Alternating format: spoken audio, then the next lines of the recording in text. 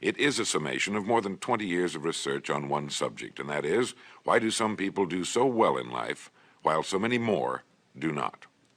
And the first thing let's talk about is the magic word. The experts call it the most important word as far as the results we get from life are concerned in this or any other language, and that word is attitude. It is our attitude toward life which will determine life's attitude toward us. Let's face the fact honestly that we shape our own lives, and the shapes of them will be determined by our attitudes. A person with a poor attitude toward learning, for example, isn't going to learn much until he changes his attitude. If we take the attitude that we cannot do something, we generally will not do it. An attitude of failure, and we're whipped before we start. So we know then that what we receive from life, what we accomplish or fail to accomplish, is due in large measure to our overall attitude. William James of Harvard University put it this way: "The greatest discovery of my generation is that human beings can alter their lives by altering their attitudes of mind." And isn't it wonderful that we have this measure of control? Before we start talking about our attitude toward the world, let's talk about our attitude toward ourselves, since it is the attitude we take toward ourselves which determines our attitude toward the world. Now, right here we come to a rather strange fact. We're so familiar with ourselves, we tend to take ourselves for granted. We tend to minimize the things we can accomplish, the goals we can reach, and for some equally strange reason, believe others can accomplish things in our field which we cannot. There are literally millions of human beings living narrow, darkened, frustrated lives, living defensively, simply because they take a defensive, doubtful attitude toward themselves, and as a result, toward life in general. Many people are suspicious of and oppose change, yet change is the one thing in life on which we can absolutely count. People who stay young all the years of their lives not only welcome change, but see it for what it really is: new opportunity, new chances for further fulfillment. Attitude is a reflection, a result of a person's will. It is incalculably powerful. It can bring about marvelous results for us, but we need to train it patiently, day by day. Now let's talk about the attitudes of people who are successful, the top 5% of the people who go sailing through life from one success to another and who, even when they fail at something, shrug it off and head right out again.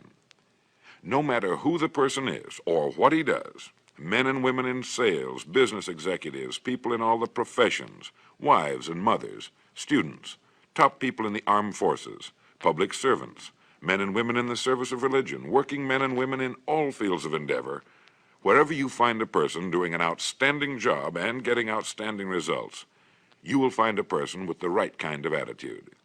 These people take the attitude toward themselves that they can accomplish what they set out to accomplish, that there's no good reason on earth why they can't be competent, successful. They have a healthy attitude toward themselves and, as a result, toward life and the things they want to accomplish. And because of this, they achieve some remarkable things, and they come to be called successful, outstanding, brilliant, lucky, and a lot of other things. They're quite frequently no more brilliant or outstanding than the majority of the people by whom they're surrounded.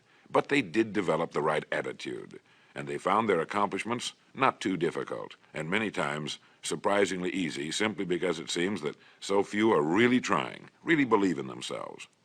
Successful people come in all shapes and sizes and in widely varying degrees of intelligence, background, and so on. But they all have one thing in common. They expect more good out of life than bad. They expect to succeed more than they fail.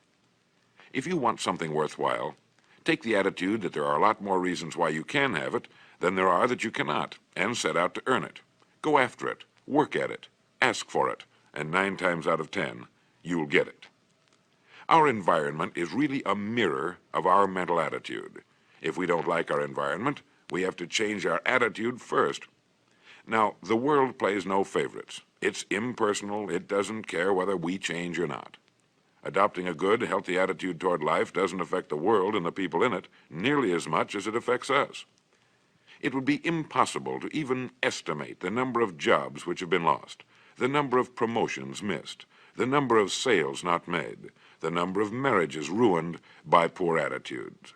But you can number in the millions the jobs which are held but hated, the marriages which are tolerated but unhappy, all because of people who are waiting for the world and others to change toward them instead of being big enough and wise enough to at least make a test which will prove beyond any shadow of a doubt where most or at least a big part of the trouble lies. Studies made of the lives of literally thousands of successful people have shown that they radiate confidence, assurance, they expect success, and they get success. You can spot these people by the way they walk, by the way they look and act. You can feel it about them when they enter a room. They may be short and fat, or tall and thin, or any combination in between, but they have about them the attitude of success. In the record Greener Pastures, I'll get into this next statement, but right now I want you to realize, if you don't already, that in 5 years or less, you can get right to the top of the work you're now doing. I know this, but the important question here is, do you know this? The minute you do know it, you'll have this right attitude I'm talking about. The easiest and most effective means of forming a good attitude habit is to begin to act as though you have a good, positive, expectant attitude toward life. That's right. Begin right now to walk, act, and look as though you belong to this group. If you're already in the top 5%, you'll know what I mean. If you've never tried it, you'll be amazed at what happens. Actions trigger feelings, just as feelings trigger actions. Now, let me tell you of a little test you can make which will prove beyond any shadow of a doubt that a good attitude can change a person's life as dramatically as walking from a darkened room into the bright, clear light of day. Not long ago, I read a line which went, "Life is dull only to dull people." This is true, but it also could have read, "Life is interesting only to interesting people," or "Life is successful only to successful people." Now, what I'm trying to say is that you must first become, mentally, from an attitude standpoint, that which you wish to achieve. A famous restaurateur was being interviewed by a reporter who asked, "When did you become successful?" He replied, "I was successful when I was sleeping on park benches, because I knew what I wanted to do and that I would do it." In short, his attitude had been one of success, of expecting success, long before the material, the tangible rewards of success had been earned. We'll get into this particular phase of Lead the Field in record number 3, A Worthy Destination. But for now, remember that a person must act, look, and because of these things, feel successful before the success he seeks can come. Chances are you know people who seem to be what others call lucky. All kinds of good and wonderful things seem to happen to them, and they give the impression of happily sailing through life, having a wonderful time, and getting more accomplished in a year than most people do in 5.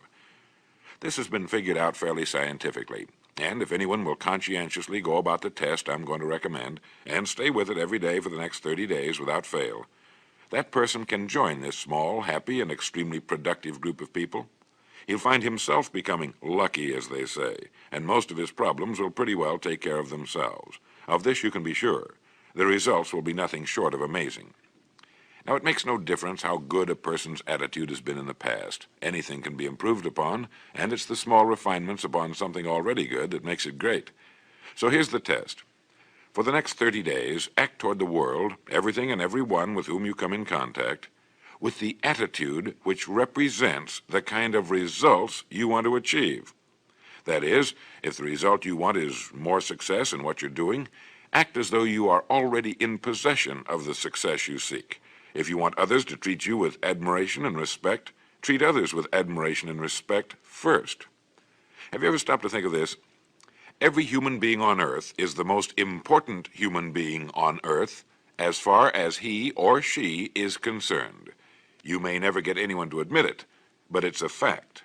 So for the next 30 days, treat every person with whom you come in contact as the most important person on earth, remembering as you do so that as far as that person is concerned, he is.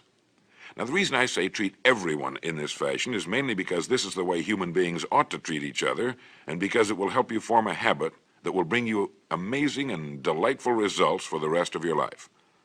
Have you ever noticed that the higher you go in any organization of value, the nicer the people seem to become?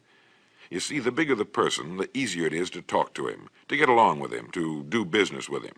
Do you know why? It's because he's got a good attitude, and people with the best attitudes just naturally gravitate toward the top.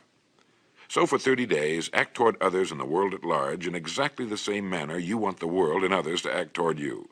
Treat your wife or husband as the person he or she really is, the most important person in your life. And the same with the children.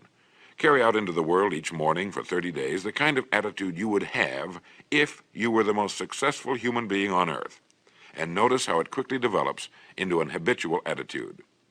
When a person does this, he should realize he has already placed himself on the road to what he seeks. He is right now in the top 5% of the people in this or any other country. He has prepared the ground and planted the seed. He has made of himself a magnet, an embodiment of that which he seeks. Before metal can be cast into a desired shape, the mold, the expectant receptacle, must first be fashioned. Before a building can be erected, the excavation must be made and the foundation laid. And before a person can achieve the kind of life he wants, he must become that kind of individual. He must think, act, talk, walk, and conduct himself in all of his affairs as would the person he wishes to become. He is then actually that person, and the things that person would have and do will naturally come to him. Almost immediately, a change will be noticed. Irritations that used to frustrate and annoy disappear. When some less informed individual gives you a bad time, stay on the track. When someone cuts in front of you with his car or acts in any other manner that shows his ignorance and lack of courtesy, don't permit yourself to drop to his level. Pity him, for that's what he really deserves. That's the very group a person doesn't want to belong to, and if he acts like them, well, let's face it, he belongs with them. There's nothing in the world that men, women, and children want and need more than the feeling that they're important, that they're needed and respected. They will give their love, their affection, their respect, and their business to the person who fills this need. So the magic word is attitude. And in summing up, a few points to keep in mind. 1, it is our attitude at the beginning of a task which, more than anything else, will affect its successful outcome. 2, it is our attitude toward life which determines life's attitude toward us. 3, we are interdependent.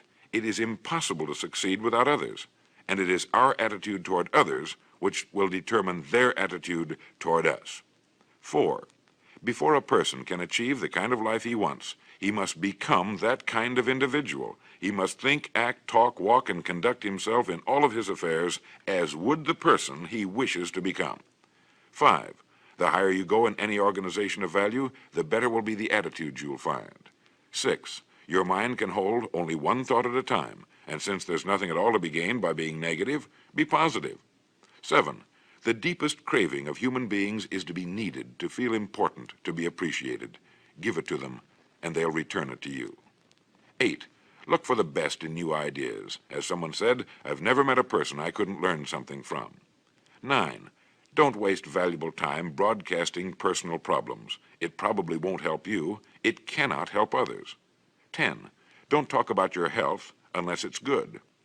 11, radiate the attitude of well-being, of confidence, of a person who knows where he's going. This will inspire those around you, and you'll find good things will begin happening to you.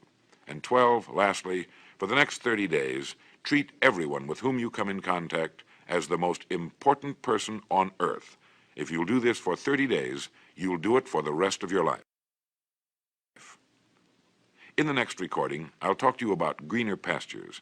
But now in closing, remember the words of Walter Dill Scott of Northwestern University. Success or failure in any undertaking is caused more by the mental attitude even than by mental capacities. Thank you. How many quick example of the mind, how the mind works. 3 men were laying brick. The first one was asked, what are you doing? He answered, laying some brick. The second man was asked, what are you working for? He answered, for $5 lousy an hour. The third man was asked, what are you doing? Same project, same work. He answered, I'm helping to build a great cathedral unto the worship of our God. What do you learn from that? 3 men working on the same building, but all 3 has completely different attitudes. The first one could only see the bricks. The second one could only see how much little he's being paid. The third one saw a finished cathedral with people worshiping. Now, who do you think had the better attitude? Same job, but three completely different people. Only because of their minds. The power of the mind could make you have a different experience on your job, right next to a lousy worker. The future of a job is not in the job. It's in the one who holds the job.